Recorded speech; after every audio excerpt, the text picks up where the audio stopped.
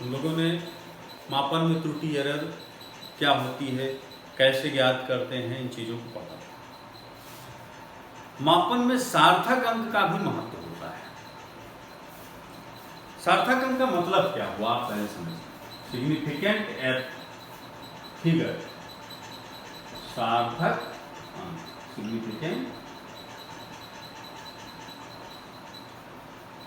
Figure.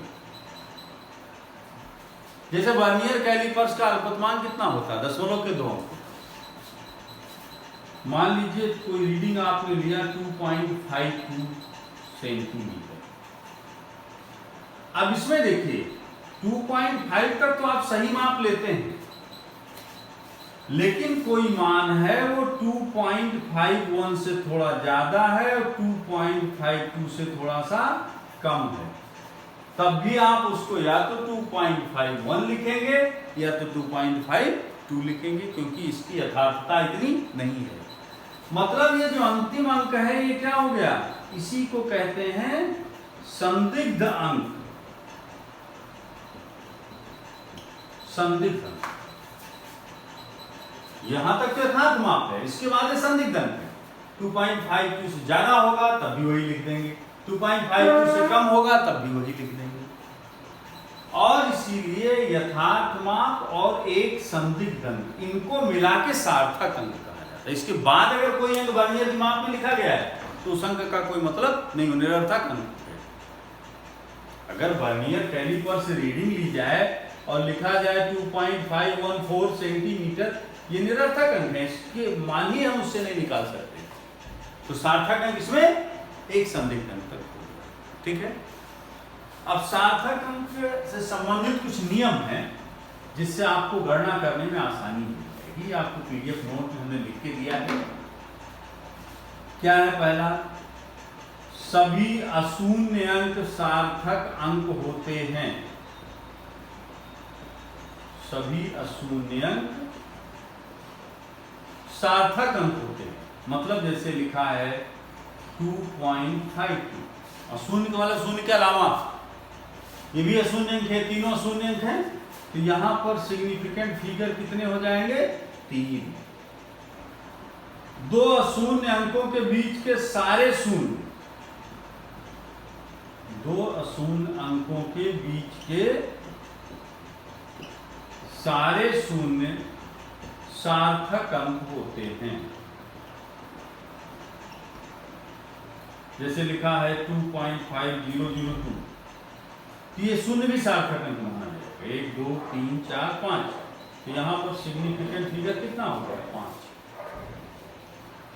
दशमलव विहीन कोई संख्या है तो इसमें अशून्य, अंतिम अशून्य अंक के दाएं के सारे शून्य, जैसे है 25200, अंतिम अशून्य अंक ये है और उसके दाएं जितने भी जीरो होंगे वो कोई सार्थक अंक नहीं माने जाते। लेकिन यहां पर ध्यान रखना, अगर यही दशमलव संख्या हो तो ये सारे सार्थक अंक। कोई मापन की रीडिंग है तो उसमें सार्थक अंक माने जाएंगे, लेकिन ऐसे संख्या लिखी हुई है तो ये जीरो सार्थक अंक नहीं होंगे। यहां पर सार्थक अंक लिखेंगे हम 3, लेकिन यहां पर लिखेंगे अगर सार्थक अंक तो 5 लिखेंगे। ठीक है, स्पष्ट हो गया? तो ये नियम वहां पर लिखे गए हैं, आप इनको पढ़ लीजिएगा, समझ लीजिएगा। कभी कभी आंतरिक प्रश्न आते हैं कि उसमें केवल आपको सार्थक अंक की गणना करनी है।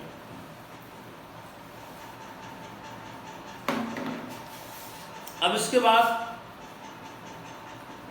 गणना से जो परिणाम मिलते, योग करने से, अंतर करने से, गुणा करने से, उसमें निरर्थक अंकों को कैसे रिमूव किया जाना है, इसको समझते हैं। इसके लिए गणना में निरर्थक अंकों का पूर्णांकन,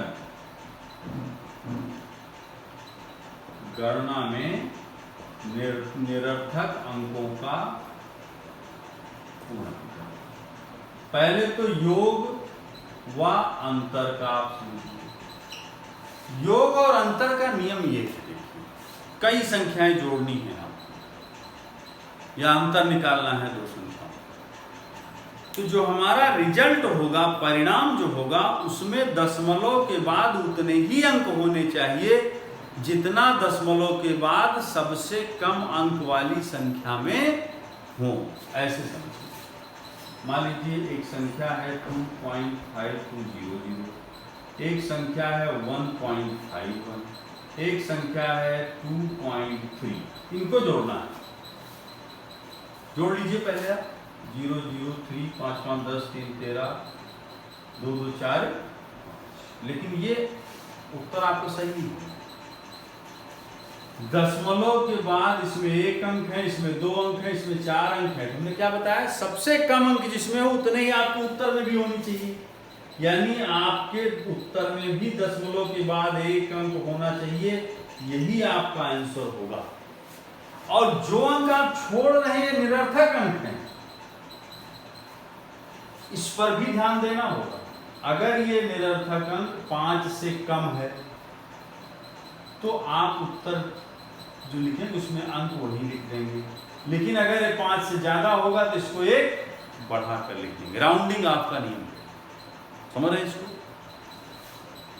जैसे ऐसे समझ लीजिए, मान लीजिए कहीं पर है 1.52 1.143 146, इसको जोड़िए 6 6 6 2। उत्तर में कितने अंक होने चाहिए दशमलव के बाद? 2, क्योंकि न्यूनतम इसमें, यानी इतने भी अंक होने चाहिए। इसको हम छोड़ रहे हैं निरर्थक अंक को, ये 5 से ज्यादा है तो उत्तर हम 2.67 लिखेंगे। मुझे लगता है स्पष्ट हो गया होगा। इसी तरह से गुणा या भाग में कैसे प्रयोग करते हैं? गुणा व भाग, इसका नियम अलग है। गुणा या भाग से प्राप्त परिणाम में उतने ही सार्थक अंक होने चाहिए। इसमें दशमलव के बाद के अंक नहीं गिनेंगे हम। सार्थक अंक उतने होने चाहिए जितने सबसे कम सार्थक अंक वाली संख्या में थे। जैसे 1.21 इंटू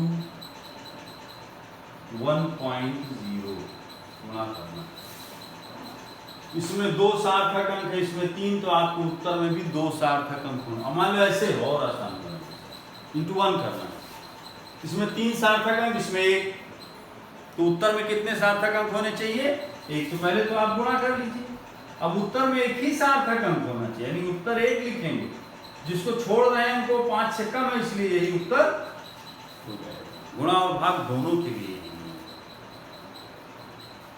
अब एक दिक्कत आती है अच्छा ये ध्यान रखिएगा, 10 की घात में कोई संख्या लिखी हुई है, जो कोटिमान होता है वो सार्थक अंक में नहीं गिना जाता है। एक उदाहरण यहां देखिए,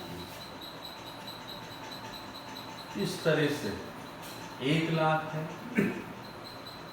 गुणे 1 है, उत्तर कितना आएगा? 1 लाख। लेकिन अब हमारा जो निरर्थक अंक के पूर्णांकन का नियम है वो क्या है? तो उत्तर में उतने ही सार्थक अंक हो जितने कम सार्थक अंक वाली संख्या में हो। यानी राउंडिंग आप करके उस उत्तर को 1 लिखेंगे तो क्या ये सही है? 1 लाख को राउंडिंग आप कर दिया गया कि 1 हो गया उसका मान, तो ऐसे नहीं किया जाएगा। इसका तरीका ये है कि पहले इस संख्या को, जब बहुत अंतर हो संख्या में, तो कोटिमान में बदलिए आप। सार्थक अंकों में जब बहुत हो, जैसे यहाँ तो 3 था 1 था, यहाँ पर 6 सार्थक अंक हैं। मान लीजिए कोई मान है, मापन है, या 1 इंटू 0 कर लीजिए आप, तब तो सारे सार्थक अंक हो जाएंगे। 7 सार्थक अंक है, उसमें 1 है, तो इतना अंतर हो तो फिर गुणा नहीं किया जाएगा। पहले इसको 10 की घात में बदलिए। कैसे लिखते हैं? बाईं तरफ से 1 अंक पर 0 लगाएं। पहले दशमलव यहाँ था, बाईं तरफ इस दशमलव को कितना खिसका के लाए? 6, तो 10 की घात 6 हो जाएगा। अब इंटू 1 करिए तो 1.0 इंटू 10 टू द पावर 6, तो सार्थक अंक कितने होने चाहिए? 1 परिणाम में, तो 1 गुणे 10 की घात 6, तो हमारा मान प्रभावित नहीं होगा। जब बहुत अंतर होगा सार्थक अंक में तो इस तरह से गुणा नहीं करते हैं। तो इस तरह से आपका मापन, प्रतिशत त्रुटि, सार्थक अंक, ये चीज़ें स्पष्ट हो गई। इनको समझिए, इनके प्रश्न आपको दिए जाएंगे, PDF के रूप में भेजे जाएंगे, उनको हल करिए। धन्यवाद।